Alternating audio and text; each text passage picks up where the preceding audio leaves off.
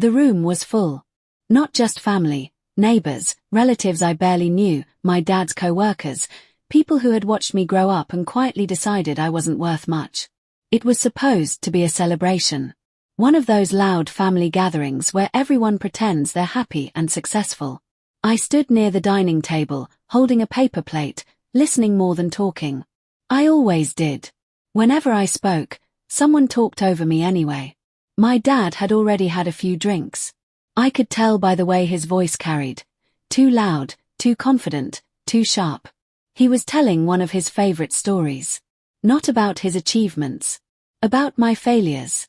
Yeah, my kid's still figuring things out, he laughed. Always been a little slow. People chuckled. Some looked uncomfortable. No one stopped him. I felt that familiar heat in my chest. The one I'd learned to swallow years ago. Then someone, an uncle, I think, asked, "So what are you doing these days?" Before I could answer, my dad turned toward me. He didn't lower his voice. Didn't pull me aside.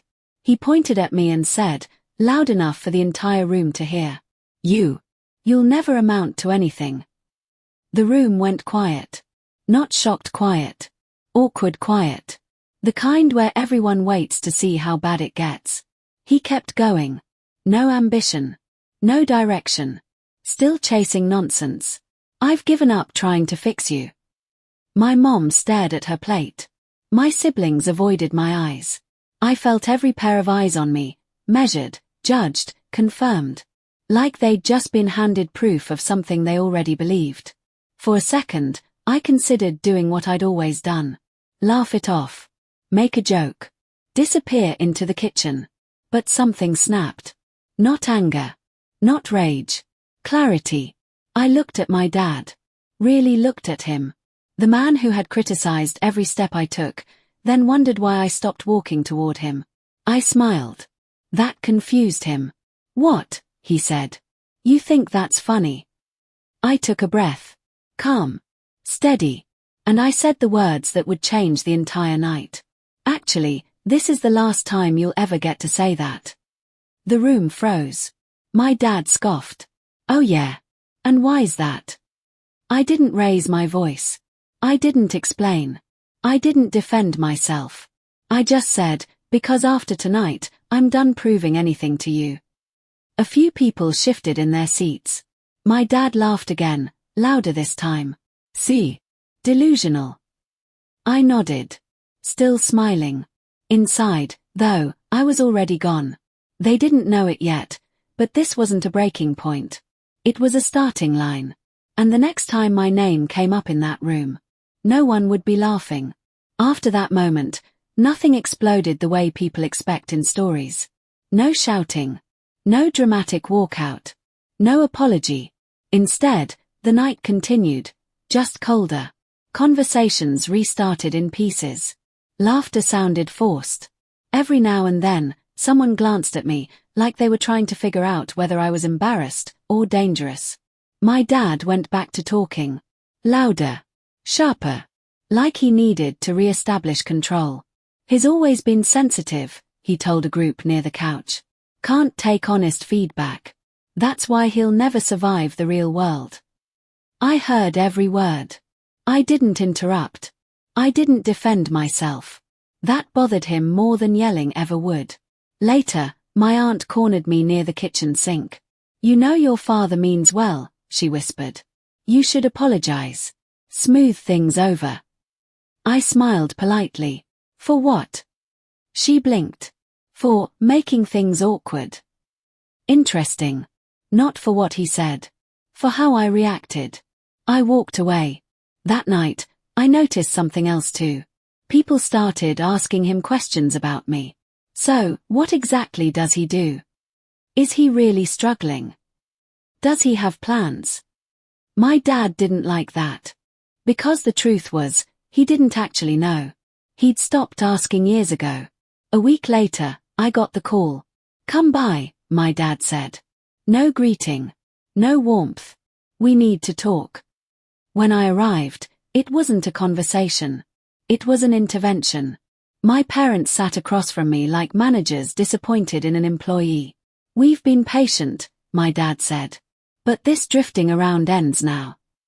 My mom slid a paper across the table. A list. Jobs they approved of. Cities they thought were acceptable. A timeline they created. You'll choose one, my dad said. Or we stop supporting you completely. I looked at the paper. Then I pushed it back. No, I said. My dad leaned forward. No. I already chose, I replied. He laughed. Again. You don't get to choose. You don't have leverage. That's when I realized something important. They thought I was surviving because of them. They had no idea I'd been surviving without them for a long time. What they didn't know.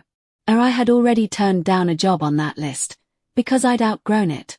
I had been consulting quietly, under someone else's name. I had money saved they didn't track. I had contacts they didn't respect, until numbers spoke. I didn't tell them any of this. Instead, I stood up. I appreciate everything you've done, I said calmly. But I won't be managed like a failure anymore. My dad slammed his hand on the table. You walk out that door, don't expect help when you crash. I nodded. I won't. As I reached the door, he added one last thing, sharp, cruel, meant to stick. You'll come crawling back. They always do. I paused, turned around, smiled again. No, I said softly. This time, you'll hear about me from other people. And I left. I didn't know exactly when the payoff would come. But I knew something they didn't. The silence after underestimating someone is always temporary. It happened 6 months later. Not at a family dinner. Not during an argument. But at an event my dad couldn't control. A community fundraiser. Packed room. Old friends, colleagues, relatives, people who had known my family for decades. I almost didn't go. But then I saw the invitation. Guest speaker, my father. Talking about discipline, raising successful children, and hard truths. I showed up quietly. No announcement. No tension. Just another face in the crowd. My dad spoke confidently. Jokes landed. Stories flowed. Then he said it, the line he always loved. Some people just don't have what it takes. Even when you give them everything. A few people nodded. Then the host smiled and looked down at her card. And now, she said, we'd like to acknowledge a recent achievement by someone in the audience. She read my name. My dad froze. I stood up. The host continued, for leading a project that doubled regional revenue and was recently acquired. Applause filled the room. Real applause. Not polite. Not forced. My dad's face drained of color. I walked to the stage.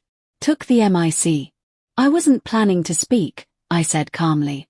But I heard something that sounded familiar. Light laughter. I learned discipline at home, I continued. Mostly by being told I'd never amount to anything. The room went silent. I didn't argue. I didn't prove it with words. I just worked. I turned toward my father.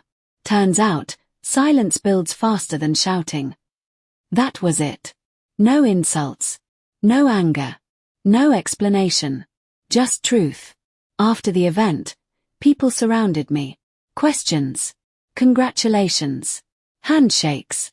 My dad stood alone. Later that night, I got a text. I didn't know. I stared at it for a long time. Then I replied with one sentence. You never asked. And for the first time in my life, I didn't feel small. I felt finished.